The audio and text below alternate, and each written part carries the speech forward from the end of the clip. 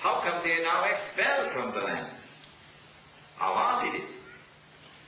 It seems as though the land was not given to them unconditionally. It seems very clear that the land was given to them conditionally, that there were conditions attached, and that they had violated those divine conditions. And when you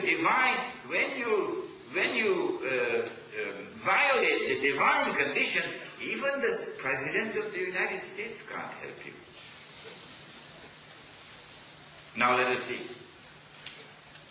whether our theory or hypothesis is correct. Let us go to Surah Al-Anbiya, where Allah speaks and He says, وَلَقَدْ كَتَبْنَا فِي الزَّبُورِ مِنْ بَعْدِ الذِّكْرِ أَنَّ الْأَرْضَ يَرِثُهَا عِبَادِيَ الصَّالِحُونَ. And we sent it down in the Psalms of David, alayhi salam. And that came after we had sent it down in the Zikr, which is the Torah, which came to Moses, alayhi salam. What did we send down?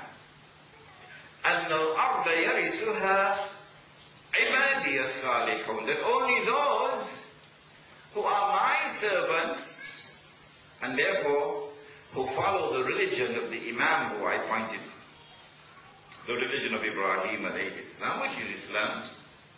Only those who are my servants and who are righteous in their conduct, only they will inherit the Holy Land.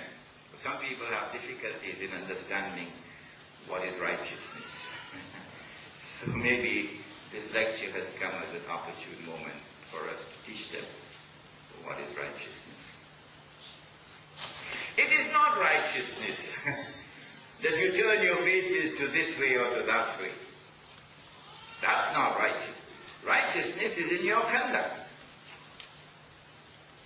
And if you drive your people out of their homes and out of the land in which they lived for no just cause other than they are Muslims, you drive them out, and then you deny them for 50 long years. You deny them the right to return. That is not righteousness. Allah says in Surah Al-Hajj, أُذِنَ لِلَّذِينَ يُقَاتَلُونَ بِأَنَّهُمْ ظُلِمُوا وَإِنَّ اللَّهَ عَلَى نَصْرِهِمْ لَقَدِيرٌ الذين أخرجوا من ديارهم بغير حق إلا أن يقولوا ربنا الله. That when a people are driven out of their homes and out of the land in which they live, for no just cause other than they are Muslims, Allah gives them permission to wage war. Allah gives them permission to wage war in order to respond to this oppression. And Allah says that when you wage war, Allah is sufficient to come to your help so that you will eventually be victorious. And so one of the conditions for inheritance of the Holy Land is that you must be a servant of Allah, and therefore following the religion of Ibrahim alayhi salam. And number two, condition for inheritance of the Holy Land is that you must be righteous in your conduct. Not righteousness as defined by the Security Council of the UN. Righteousness as defined by the one who created all of mankind.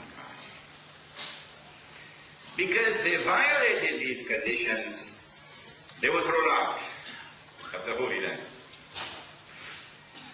But when we go to the Torah, we find that someone changed the word of Allah on this subject. And you'll find this quote in my book, The Religion of Abraham and the State of Israel. You'll also find it, of course, in this book. It is not because of righteousness that the Lord your God has given you this good land to inherit it. No. No. Not because of righteousness. Because you are a stiff-necked people. That is what is in the Torah. Implication of this statement is that whether you are righteous or you are not, the land is still yours. Whether you follow the religion of Abraham or you abandon it, the land is still yours. That is the implication. That is false. And so now they are in Babylon, you remember? Weeping by the rivers of Babylon.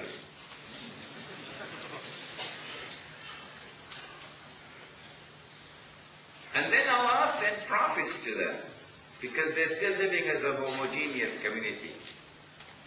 Among the prophets who were sent to them is, of course, the famous prophet Daniel, and then there is Isaiah. And these prophets communicate a divine promise. A divine promise. Listen carefully to this promise, because this is at the heart of Jerusalem in the Quran. The promise is still there in the Torah, you can read it, in the Jewish scriptures, that Allah was going to send a prophet who will be known as the Messiah, Al-Masih. And when the Messiah comes, he will rule the world from the throne of David, alayhi salam. And therefore, the state of Israel. And therefore, Jerusalem, which is the capital city. And so when the Messiah comes, the Messiah will rule the world from Jerusalem. And secondly, that when the Messiah rules the world from Jerusalem, his rule will be eternal. And therefore this will be the end of history. Not what Francis Fukuyama wrote. This is the end of history, when the Messiah comes. Now if you're in Babylon, and you get this promise from Allah, then the inescapable implications, you don't need a PhD from MIT to deduce this, is number one, in order for the Messiah to rule the world from Jerusalem, the first thing that the Messiah will do when he comes, or will have to do, would be number one, he'll have to liberate the Holy Land.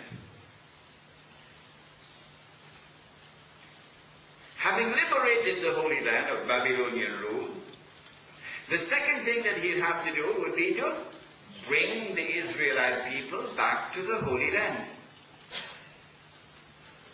The third thing that he'd have to do would be to restore the state of Israel.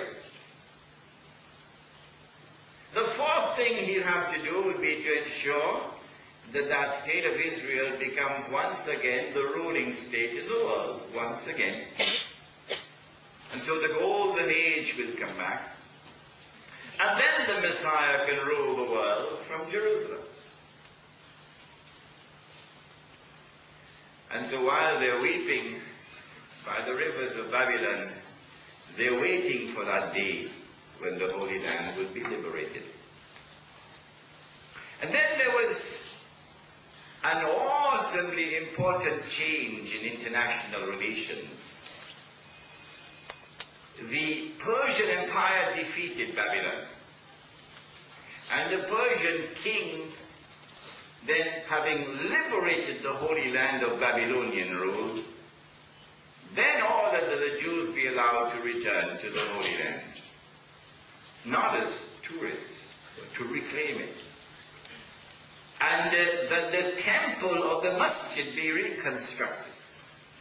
And so when Banu Israel returned to the Holy Land and the temple was rebuilt, there is expectancy in the air. The Messiah must be around the corner. Everybody is talking about it. Messiah must be around the corner. And then Allah raised a man. Oh, he was a very strange man. You can't find